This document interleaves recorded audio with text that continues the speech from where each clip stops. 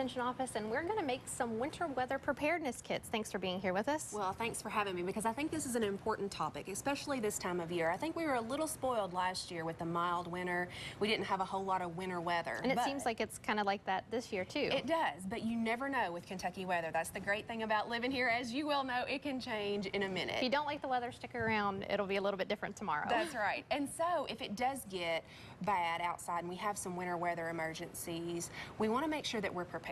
Even if we have a mild winter, we'll enjoy that. I'll take that, but I want to be prepared just in case. And we're going to talk a little bit about a kit for your car and then maybe a kit for your home as well, because I remember there was one winter that we were stranded when where I lived. If it snowed or ice, you were there for a long time without electricity. And so there were a lot of things that we needed at the time. That's a precarious situation to be in, because you don't know when you're going to get to leave, what you may need. So it's best just to be prepared ahead of time. That's right. And people go out and get the bread and the milk and those kind of things, but sometimes those don't last. So we need to get non-perishable items.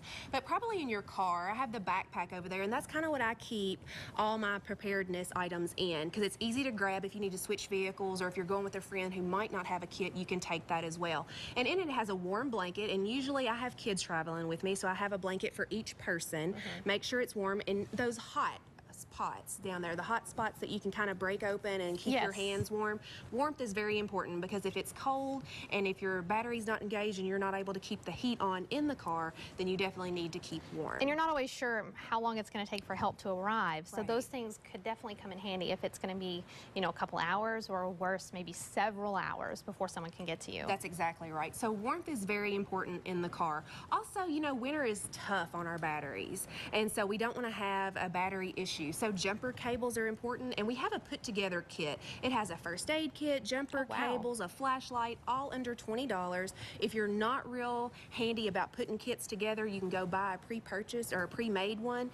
Pay under $20 for it, throw it in your car, and have that item. Also important to know how to use those jumper cables. I run into that a lot. Some ladies have them, but they're not sure how to use them. So. That is. They have instructions in there. That's the good thing in this kit. Being prepared. And so being prepared, that's right. Also a flashlight, and I have a smaller one here and a larger one there. This is a hand crank model, so that if you're not good about replacing batteries, usually at the beginning of the year I try to make sure that all my batteries still work.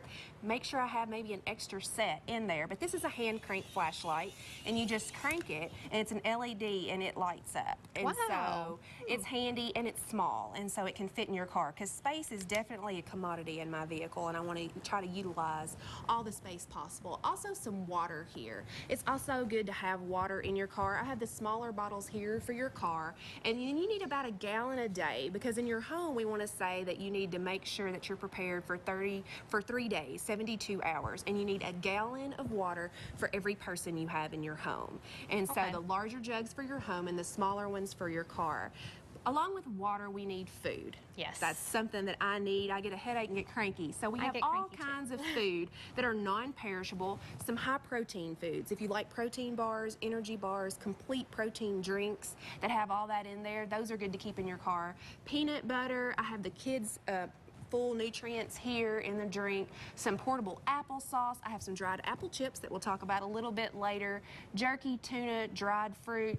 And then if you have fruit in a can, it's good, but this one doesn't have the easy pull lid.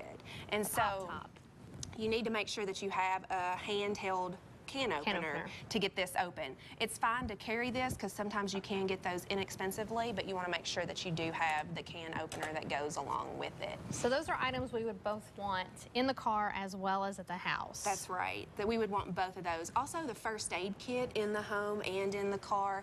And then we have the NOAA weather radio there. The thing I like about that, it's hand crank, but it also has a cell phone charger in the back.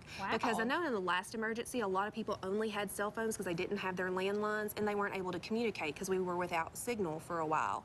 And so this one, you can keep it charged, and then if we do receive signal back, you'll be able to utilize your cell phone. So that's important. Also a source of fire. I was going to say, you have a lighter up there too. Yes, lighter, and then we have a book of matches in a sealable bag so that we make sure that water doesn't get in there, because if we do have to stay for a long period of time, we might need to create some heat that way. Especially if you end up stranded, maybe you're traveling here or there, your car breaks down, that may be unfortunately something you have to do. That's right, and rubbing sticks together is no fun, so we want to keep that. And for your home, we want to keep our important documents in some type of folder, bank accounts, insurance, copies of deeds, copies of birth certificates, just in case, in a case of a storm, that we have this information available if we're not able to get it in our home. That's all very handy, and you're right, these will be perfect for in the house, in the car, something everyone needs, even if it's not for winter weather, just being prepared for whatever storm does come your way. That's right. All right, well, we have one more treat for us. We talked about the dried apples earlier. When we come back, we're going to learn about making dried fruit as well as fruit leather that Chris was talking about earlier. Extension office, we're about to make some apple chips. Now, they look great.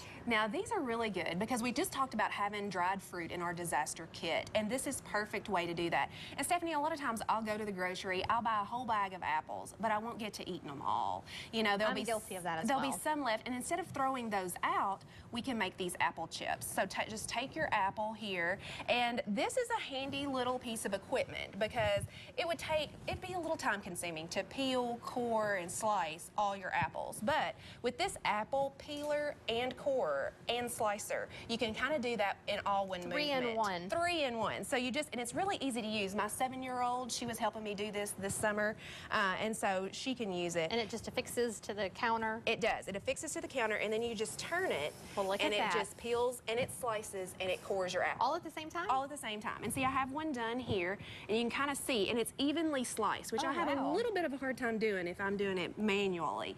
And it's taking the core out. It's all spiraled and pretty. So you can do this many different ways. You can actually take it and use the whole circle and put those on there. But those over here, and these are from my dad's farm. We had a lot of extra apples this summer, and so I used those. But I usually try to cut them in half, and so they kind of make a little chip. You want to dip them in some lemon juice usually. Just that some helps. Regular lemon juice? Yes, just some regular lemon juice. That helps maintain the vitamin C in the fruit because we usually don't lose any fiber, any nutrients, except maybe some vitamin C, and this lemon juice will help maintain that throughout. And so we can put those on a dehydrator tray, just kind of space them out, make sure they don't touch, but just space those out all the way around, put them in the dehydrator about 140 degrees 140? for about 10 hours because we don't want to cook the apples, we just want to take the moisture out of the apples. Okay. And for an extra treat, if you like some caramel apple, you can put this. They have some different cinnamon, caramel apple, different sprinkles that you can just put right on top, and it kind of flavors your apple chips. So you can have a variety of apple chips for your home. 10 hours later, this is the product you get. Now, you can put those in your disaster kit. They usually last longer in the refrigerator or the freezer, but if they're in our car disaster kit, it's usually cooler in our car, and we can keep those a little bit longer, at least through the winter emergency season. And that's a good, maybe a healthy snack too. Maybe if you just want it around the house. You know, New Year's resolutions, people trying to lose weight, that's a good way to... It saves money, and it's very healthy. No preservatives, nothing added except a little lemon juice and maybe a little sweet stuff. Excellent. And so it's a really good fruit that you can have at the house, a good snack that you can have.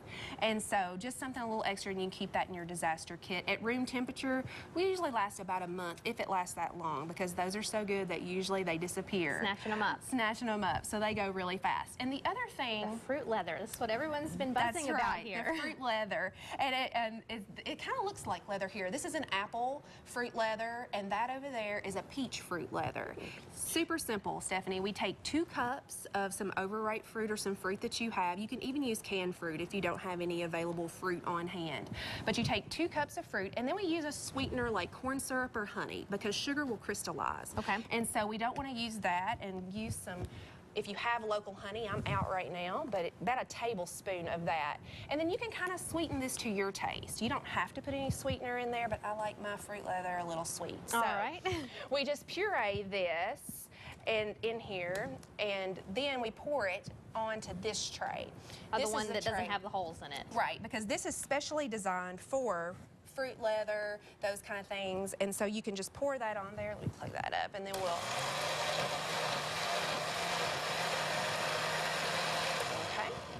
And we get that. If you'll just hold that tray for me. And then we'll just pour this on there. We want to smooth it out a little bit and get it even. And then we put that in the dehydrator for about 6 to 8 hours. Sometimes it takes 10, just depending on what type of fruit that you have.